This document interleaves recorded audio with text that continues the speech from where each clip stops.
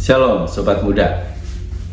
Kita akan merenungkan sabda Tuhan sesuai dengan yang tertulis di dalam Youth for Christ edisi Senin 2 Februari 2026 dengan tema The Next Level.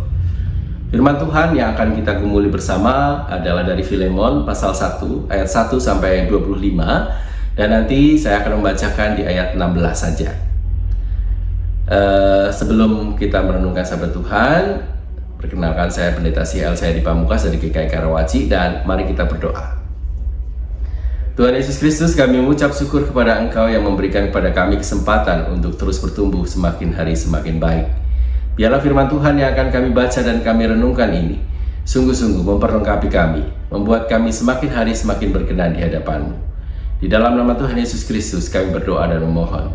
Amin. The Next Level diambil dari Filemon 1 ayat 1 sampai 25, dan inilah ayat ke-16. Bukan lagi sebagai budak, melainkan lebih daripada budak, yaitu sebagai saudara yang terkasih. Bagiku sudah demikian, apalagi bagimu, baik secara manusia maupun di dalam Tuhan. Onesimus adalah seorang budak yang melarikan diri dari Filemon, tuannya. Pada masa itu, seorang budak yang melarikan diri dianggap sebagai seorang kriminal. Dalam pelariannya itu, Onesimus tertangkap dan dijebloskan ke dalam penjara. Di dalam penjara, Onesimus bertemu Paulus dan kemudian menjadi anak rohani serta membantunya dalam pemberitaan Injil. Paulus meminta agar Filemon mengampuni Onesimus dan menerimanya kembali ke komunitas jemaat.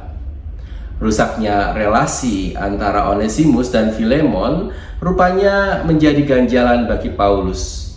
Filemon tentu saja merasa kecewa, bahkan marah terhadap Onesimus yang melarikan diri.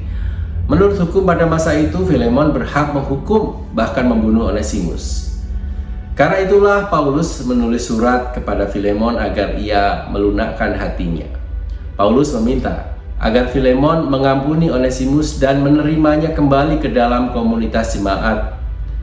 Paulus memuji Filemon atas kualitas iman dan kasih yang ditunjukkannya di tengah jemaat. Namun Paulus menantang Filemon untuk dapat menunjukkan kasih yang lebih besar, yaitu pengampunan dan penerimaan terhadap Onesimus yang telah melakukan kesalahan kepada mereka. Mengasihi orang yang telah melukai tentu tidak mudah.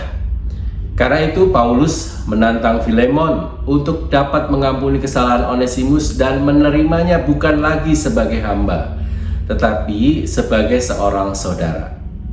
Pada saat yang sama, Paulus tidak menampik bahwa Onesimus tetap harus bertanggung jawab atas kesalahannya. Paulus pun bersedia mengambil alih tanggung jawab tersebut. Pengampunan merupakan bentuk aplikasi kasih yang sulit dilakukan.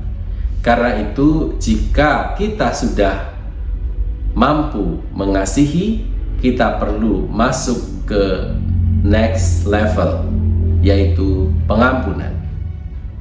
Sobat muda, 2 pertanyaan yang mengakhiri renungan kita. Yang pertama, kenapa Paulus meminta Filemon untuk mengampuni Onesimus? Ini bisa kita jawab.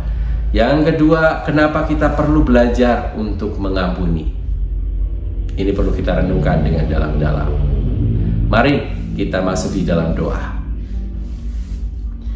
Tuhan Yesus Kristus, kami mengucap syukur kepadamu yang memberikan kepada kami kesempatan untuk hidup. Biarlah kami yang sudah diberikan kesempatan untuk hidup di dalam pengampunan.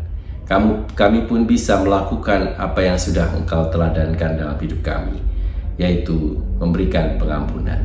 Sehingga kehidupan kami semakin hari semakin berkenan di hadapan Tuhan. Inilah kami ya Tuhan, anak-anak muda dengan jiwa yang muda, dan kami memohon Engkau untuk terus menolong kami. Amin.